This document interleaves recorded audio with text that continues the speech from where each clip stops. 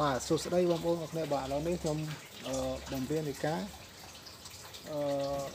ឈូស Windows ហ្នឹងហើយឥឡូវនេះខ្ញុំបំពេញនេះមួយគឺ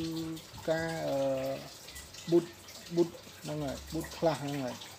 boot Windows ចូលក្នុង class ហើយយកទៅឈូស Windows ហ្នឹងហើយបន្ទាប់មកយើង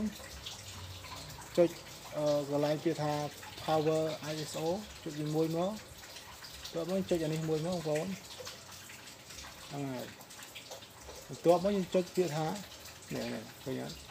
ឥឡូវខ្ញុំទាត់នេះទេខ្ញុំចុចនេះសិនបន្ទាប់មកយើងរកពាក្យថា class នេះយើងវាស់ map ទៀតគឺពាក្យថាវាស់ format ហើយយកមកចុចពាក្យថា start ឲ្យអស់មេរោគសិន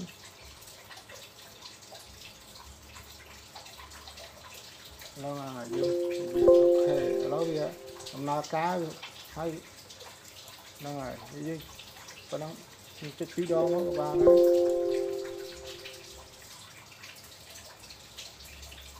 យើងវាស់មក2ដងវាអស់ហ្នឹងហើយបងប្អូនមកគ្នាចាំតិចអូខេយើងឡើយយើងពាក្យថា clock បន្ទាប់មកយើងពាក្យថា power ISO យើងមកអូខេអស់នេះមកបន្ទាប់មកយើងរកពាក្យថា tool ហើយបន្ទាប់មកយកពាក្យថានេះបងប្អូនឃើញអត់នេះវា3 boot នេះ SD ចេះជិតពាក្យថាអូខេមួយពាក្យថា next បន្ទាប់មកយើងអស់ចេះមកហើយយើងនេះចូលទៅនេះចូលនេះមើលអូខេទៀមទារកប្រភេទ Windows ឥឡូវយើងចូលទៅក្នុង file វាគេថា folder ហើយនេះ Windows ដែលបងប្អូនត្រូវការទីហោបងប្អូនទុក Windows program Windows របស់បងប្អូនយើងទុកកន្លែងណាទីហោទុកនៅកន្លែងនេះចឹងឥឡូវយើងឈូសវាទៅ8ហ្នឹងហើយចុចនឹងមួយចុចចេះមួយចុចមកចុចពាក្យថា open ហើយបន្ទាប់មកយើងនេះយើងចុចនៅលេខនេះមួយមកបងប្អូនហ្នឹងហើយចុចយើងរកអាកន្លែងខ្លះយើងខ្លះស្ដាយឈ្មោះគេហើយនេះ KMK នេះចុចមួយមកលុបបន្ទាប់មកយើងរើសដែរតែយើងយកប្រភេទថាឌីសហ្នឹងហើយបន្ទាប់មកចុចពីតែ start អូខេតើបងប្អូនអត់ទាន់សារចឡើងហើយคลิกជួយ sub ខ្ញុំផង subscribe ខ្ញុំ channel ខ្ញុំផងបងជួយ start គឺថាអូខេហើយវាដើរយូរដែរបងប្អូន8នាទី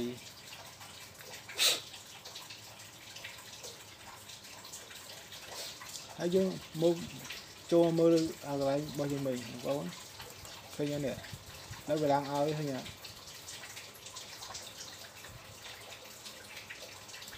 ពេលវាពេញវាលូតឲ្យបងប្អូនហើយបង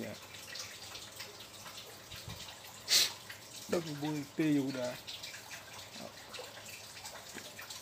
បាទឥឡូវនេះសូមcrypt stop សិនបងប្អូនអូខេបាទបងប្អូនអរគ្នាឥឡូវនេះវាកំពុងដើរបងវាចិត្តពេញហើយឥឡូវនេះហ្នឹងហើយខ្ញុំបំពេញនៃការ boot plus ហ្នឹងហើយ boot plus ហ្នឹងហើយ boot Windows ចូលហ្នឹង plus យកទៅឈូសហ្នឹងហើយឈូស Windows អូខេហើយខុសឆ្គងពីសម្ដីលេណាមិនគួរសុំអធិស្ឋានផងបងប្អូនហ្នឹងហើយនេះជាចំណេះដឹងតិចបន្តួចរបៀបឈូស Windows ហ្នឹងបងប្អូនហ្នឹងហើយបើបងប្អូនចង់វាហៅថាអត់សូវដឹងសូវយល់អញ្ចឹងខមមិនសួរខ្ញុំ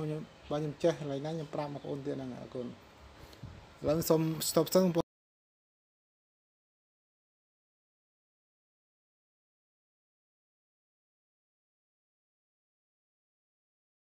ចិត្តពេញឥឡូវខ្ញុំថតឥឡូវលែងកាត់ទៅបាទឥឡូវខ្ញុំយកទាំងអស់មកហ្នឹងហើយឥឡូវយើងចាប់ផ្ដើមមើលបងប្អូននេះឃើញហ្នឹងបងប្អូនហើយ4នាទីហើយឥឡូវយើងមើលឡើងនេះឃើញបងឃើញឡើងហ្នឹងនេះហើយនេះគឺតើវាពេញទៅ ពេលនេះពេលដើរពេញហ្នឹងបងឃើញកន្លែងហ្នឹងឃើញកន្លែងនេះលេខខេដែរវាចេញជាសញ្ញាខៀវមកចេញសញ្ញាខៀវនេះថាយើងអាចយកវាទៅប៊ូតឬនៅខ្លះហៅឈូស Windows ហ្នឹងយកទៅឈូស Windows បានហ្នឹងហើយយក Windows លោកអ្នកគៀងឬបញ្ហាដើរទៅស្អិតមកយកស្អិតឬក៏គៀងហ្នឹងយើងយកទៅឈូសបានហ្នឹងពី Windows ទៅ set up ទីហើយ Windows យើងចង់សម្លឹងប្រហែលក៏បានដែរហ្នឹងហើយតាមប្រភេទកុំព្យូទ័រយើងអាចឡើងទៅបានហ្នឹងហើយឃើញពឹងឥឡូវវាពឹងដើរហ្នឹងហើយវាពេញឡូវហើយពេលពេញវាលេងអីហើយចាំតិចទៅហ្នឹងបងប្អូនចាំតិចឥឡូវនេះវាជិតពេញហើយដំណើរការអូខេនៅមូលនីតិ10 3ឃើញពេលពេញនេះកន្លែង USB Plus យើងហ្នឹងបងប្អូនឃើញនេះកន្លែងហ្នឹងនេះឃើញកន្លែងម៉ៅចំហ្នឹងឃើញកន្លែងម៉ៅហ្នឹងវាលោតសញ្ញាខៀវហ្នឹងហើយបន្ទាប់មកយើងយកមួយទៀតគេហៅថាសម្រាប់ម្លងឲ្យវាស្គាល់អញ្ចឹងខ្ញុំប្រាប់មួយទៀតហ្នឹងហើយ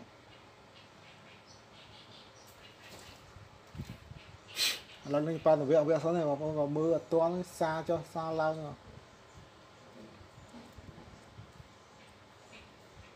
អានេះវាស៊ីទៅ 4G ឯ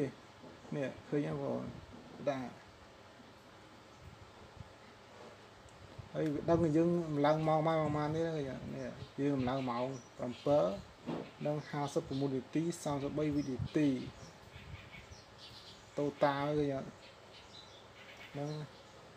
អានេះ solution វាហ្នឹង data វាហ្នឹងគឺ 4G C